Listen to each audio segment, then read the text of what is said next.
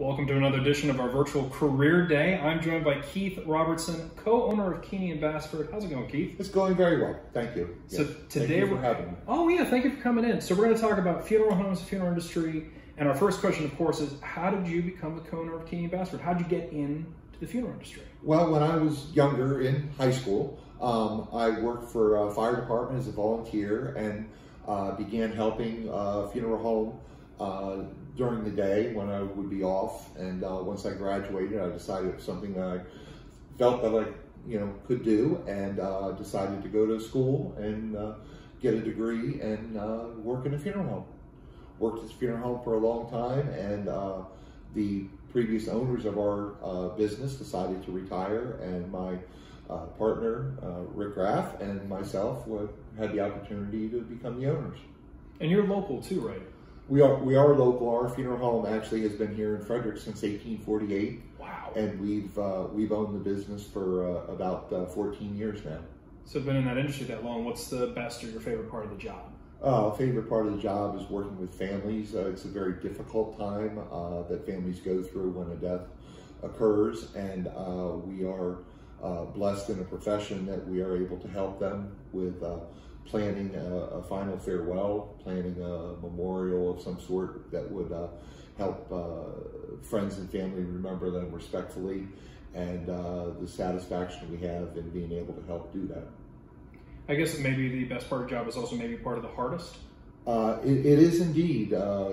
Families who experience a death are going through an incredibly hard time in their emotions and grief acceptance and things like that. And it's one of our abilities to work with them and help them work through that grief process in a way that is healthy for them.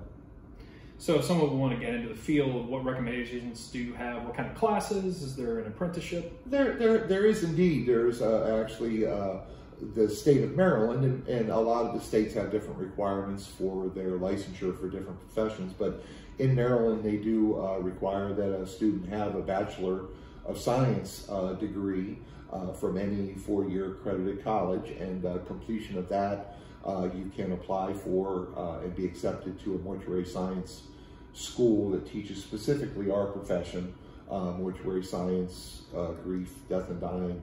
And that takes about 3 years to complete. It can be done either as a full-time or part-time college experience. And then either in conjunction with that or following that, a candidate for mortuary science must serve an apprenticeship with a licensed funeral home for about a year to meet the requirements of the embalming and arrangements that they have to complete to be licensed.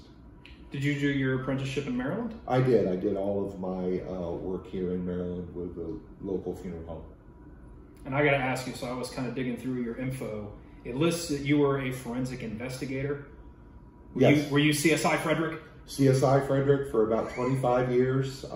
It's a job and career that is difficult for folks to navigate. I was lucky that I got in on kind of the ground floor and was taught a lot of different forensics, and as a separate part of my life, I did forensic investigations in Frederick for about 25 years.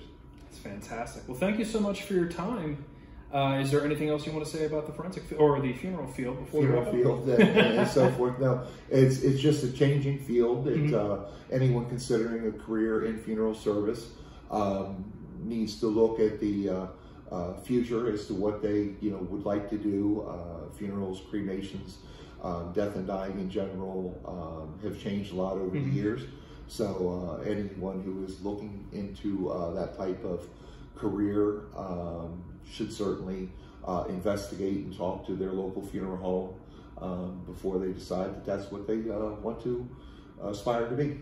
Well, thank you so much for being part of our career day. Absolutely. I appreciate you inviting me in, and thank you very much.